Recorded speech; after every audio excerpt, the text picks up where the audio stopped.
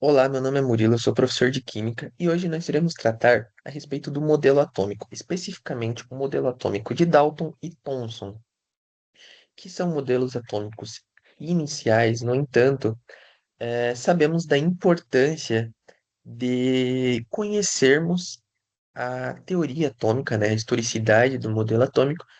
Por quê? Porque sabemos que a ciência ela é algo construtivo no decorrer de vários e vários anos. E para podermos compreender melhor o modelo atômico atual, é importante sabermos como ele se desenvolveu em seu aspecto histórico, né, no decorrer dos anos. E isso também é cobrado, inclusive, em provas de vestibular e, inclusive, no Enem. Portanto, iremos então tratar um pouco, né, do início ali do modelo atômico, né, modelos atômicos de Dalton e Thomson especificamente, mas não só do modelo atômico de Dalton e Thomson, porque já haviam discussões anteriores, né, pré-modelo atômico. Então, o objetivo da nossa aula é conhecer as características dos modelos atômicos de Dalton e Thomson, né? É, como temos ali no descritor HD06, que é entender os modelos atômicos a partir da evolução histórica, né? Como eu já disse, a partir da historicidade de teorias, né? E das características ou tecnologias que levaram à sua elaboração. Então, no decorrer da história, muitas teorias elas foram sendo criadas para buscar explicar a natureza da matéria, né?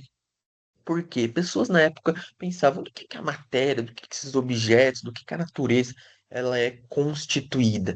Não se tinha ali uma ideia, mas já se tinha curiosidade, que é a partir da curiosidade que se nasce, né? Teorias científicas, modelos e etc, né? Então já se tinha, né, esta curiosidade. E uma dessas teorias ela surgiu através do filósofo grego, né? No século V a.C., então há muito, muito tempo atrás, chamado Empédocles, que, segundo ele, né, tudo o que existia no universo era composto por quatro elementos apenas, né? Quatro elementos principais, que já podemos ali imaginar quais são esses elementos: água, terra, fogo e ar. Então, Empédocles dizia, né, que tudo no mundo era composto principalmente por esses quatro elementos. Muito e muito tempo depois de Empédocles, Aristóteles, né, outro filósofo grego, que era por meio dos filósofos que se pensava, né, o mundo, que se tinha uma pré-ciência, podemos se dizer assim, né? Então Aristóteles, que era outro filósofo grego, retomou essa ideia por volta de 350 anos antes de Cristo, associando quatro elementos a qualidades, né? Seria o úmido, o quente, o frio e o seco. Então, é algo que parece simples, banal, né? Tratar de úmido, quente, frio e seco.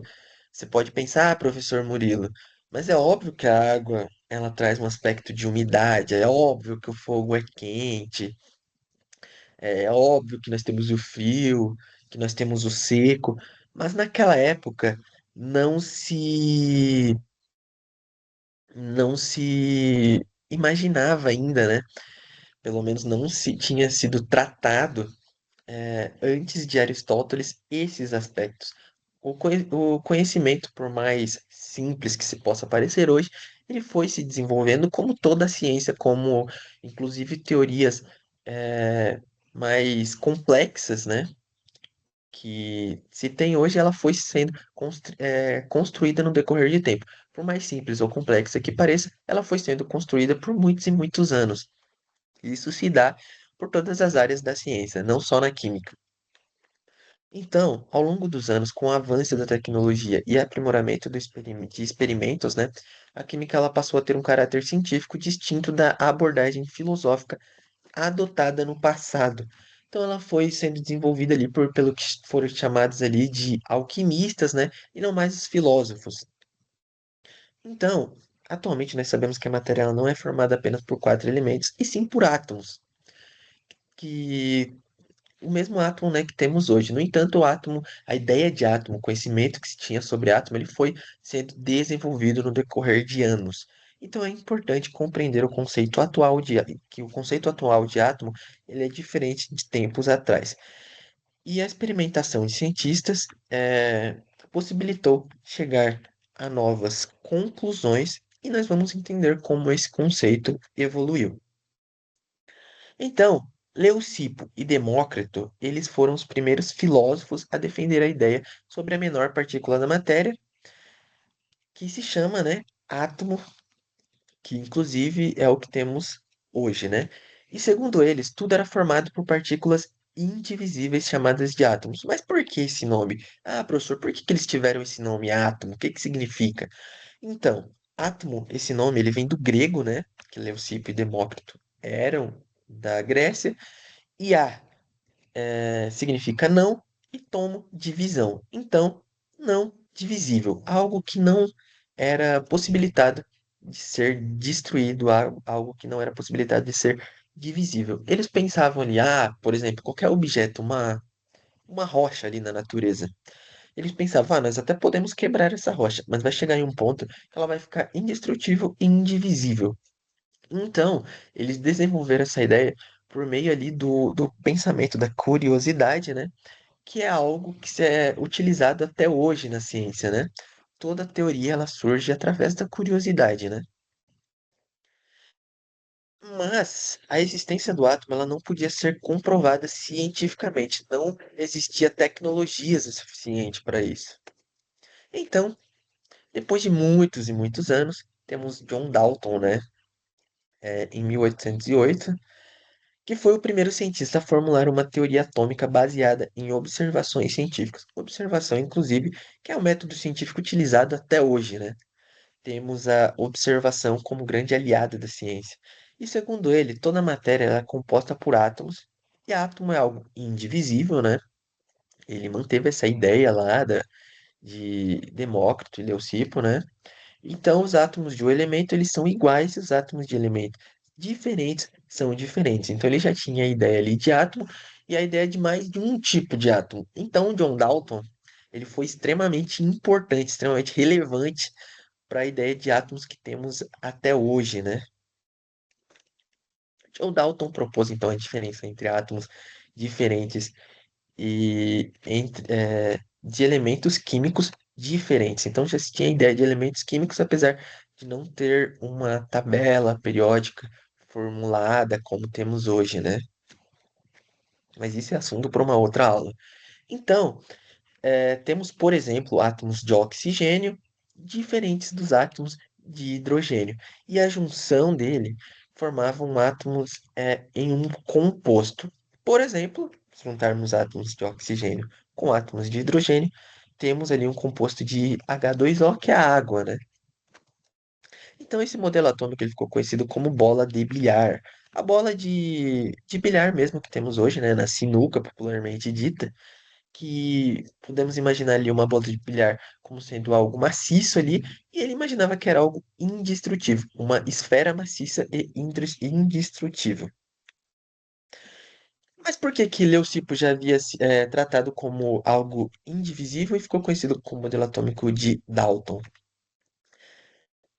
Porque ele afirmava que os átomos, Leucipo, né, afirmava que os átomos eram indivisíveis, mas o modelo atômico ficou conhecido porque Dalton, né, foi o primeiro a apresentar a primeira teoria científica baseada em evidências experimentais, né? Já que as ideias de Leucipo eram meramente filosóficas. Então, Dalton tomou todos os créditos ali, né? E em 1897 temos Thomson, né, que refutou, foi contra a ideia ali de Dalton da indivisibilidade da matéria, usando a teoria da radiação e experimentos, né? Ali ele já foi um pouco mais complexo, né? Usando experimentos com um tubo de raios catódicos, né? No qual ele provou que o átomo ele contém partículas carregadas negativamente, chamadas de elétron, que é o elétron que conhecemos até hoje, né? Então ele traz uma ampola e nesta ampola, né, no qual sugiro que vocês pesquisem, porque na aula de hoje não teremos tempo, infelizmente, para tratar mais da ampola, né? Mas, de maneira resumida, a ampola de vidro era selada quase sem ar, no qual observamos um feixe, né, de luz seguindo do eletrodo negativo, né, chamado de cátodo, para o positivo. E era aplicada uma corrente elétrica, né, chamadas de raios catódicos, no qual tinha uma ação de um ímã,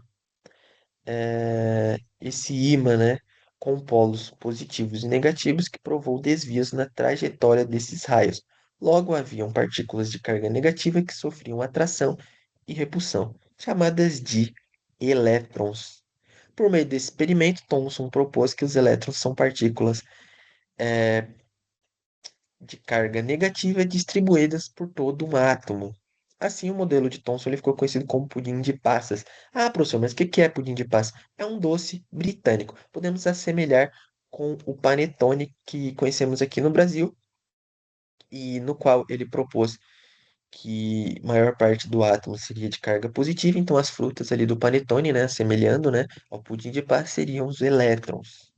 Então ele concluiu, né, outros aspectos da matéria, que os átomos eram maciços, divisíveis e esféricos, com cargas negativas distribuídas, e a matéria eletricamente neutra, com os elétrons sendo negativos, no qual o átomo deveria ter um equivalente positivo para que ele se mantivesse neutro, e a maior parte do átomo é formada por partículas positivas. Então, sugiro agora que vocês façam um mapa mental de tudo que aprendemos hoje, desde os gregos até Danton e Towson. E então, nessa aula, conhecemos as características dos modelos atômicos de Dalton e Thomson. Muito obrigado. Então, continuaremos a tratar dos modelos atômicos nas próximas aulas.